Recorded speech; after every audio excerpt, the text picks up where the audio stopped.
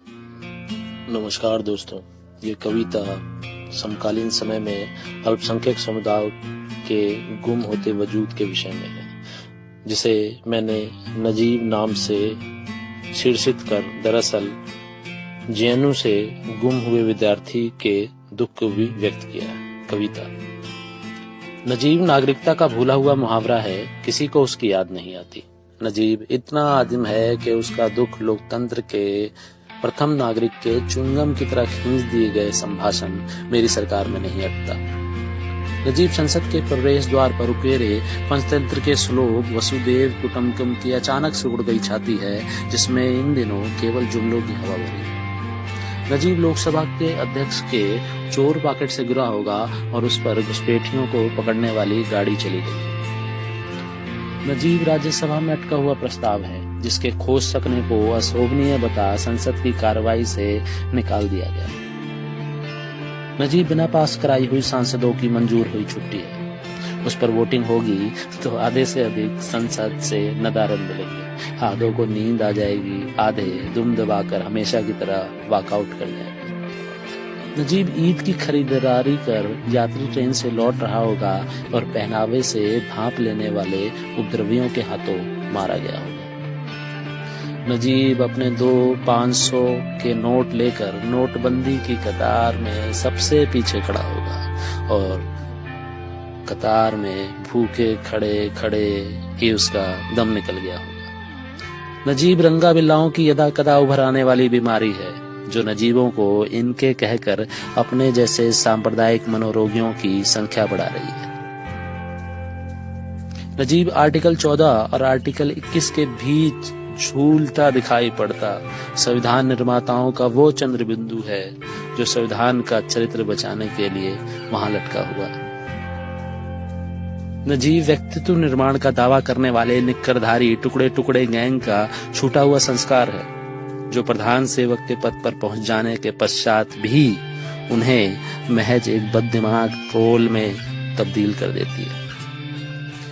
नजीब समानता के अधिकार से गिरा होगा और गांधी जी के जंतर पर लटक गया होगा कि ऐन तभी उसे जमानत पर मस्तियां लूटती साध्वी के बयान से पुनर्जीवित हुए महापुरुष गोडसे ने गोली मार दी होगी। नजीब कश्मीर की विधानसभा के तहखाने में सालों से नजरबंद है। इंटरनेट बैन हटे तो सरकार के रिजॉर्ट में बिस्तर तोड़ती मानवाधिकार आयोग को इसके उल्लंघन का पता लगे। नजीब विदेशी ट्रिब्यूनल के दफ्तर में रोता गिड़गिड़ाता अधमरा घूम रहा है और इससे पहले कि सरकार शरणार्थी कैंपों वाला नया झूठ बोले, नजीब देश से आती खर्राटों की आवाज सुनकर जय भीम जय मीम का नारा लगाते झूठ के उनके गटर में कूद गया होगा। नजीब तुष्टीकरण के इल्जाम को सुनकर हंसते हंसते मर गया होगा। उसने सोचा होगा कि मरने के बाद कोई देश की धर्मनिरपेक्षता पर सवाल उठाएगा तो वह हाथ उठाएगा प्रेजेंट सर। नजीब के नागरिकों की नानी तक पहुंचने का मादा रखने वाले किसी वर्दी वाले लफंडर के प्रमोशन लेटर में मिलने की पूरी उम्मीद है। नजीब खतरे में पड़े हिंदुओं को संस्कृत पढ़ाने बनारस आए फिरोज से मिलने गया होगा और ये देख पीड़ा से पत्थर हो गया होगा कि उन कागजी हिंदुओं को जिन्हें न संस्कृत आती है न मानवता, उन्हें उनके संस्कृत पढ़ाने पर आपत्ति है।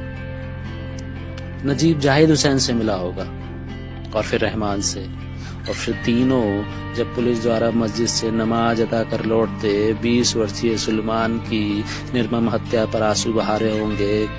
ऐन तभी पुलिस उन्हें की जीप उन्हें उठा कर ले गई होगी और तड़के सुबह की हेडलाइन में उनकी लाशों को टेररिस्टों की तरह पटक दिया होगा।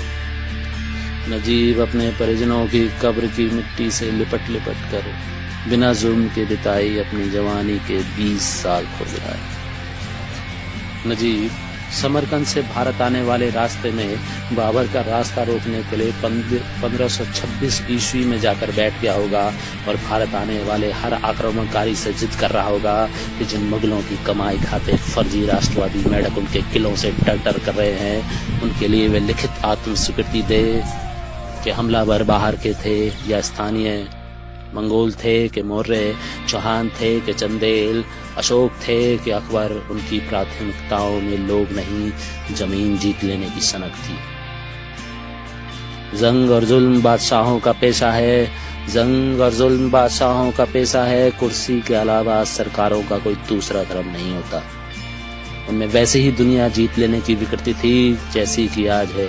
इसलिए राजाओं के व्यक्तिगत आधिपत्य की इस आपसी दुश्मनी को धार्मिक द्वेष का रंग देना नए हमलावरों का षड्यंत्र है जो तुम्हें फिर से गुलाम बनाए रखना चाहते हैं। और मुगल कहाँ कुछ लूट कर ले गए, वो तो यहीं की समृद्धि के शिल्पकार होकर रह गए।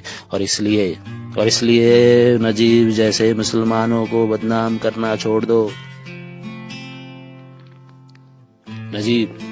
नजीब यह जानते हुए भी कि नपुंसक सरकारें बाबरी विध्वंस होने से नहीं बचाई पाएंगी, वो 2019 से भागकर 6 दिसंबर 92 मस्जिद के अहाते में केवल इसलिए बैठा गया होगा कि इससे पहले कि कोई जज्बोद्दे अपने क्रूर हस्ताक्षर से इस जगह को झूठ से भर दे, उसका मलबे के नीचे दवा कंकाल पुरातत्ववेत्ता के खोदने पर सरकारों को गवाहियां देगा कि माय लॉर्ड यहाँ मस्जिद थी, माय लॉर्ड।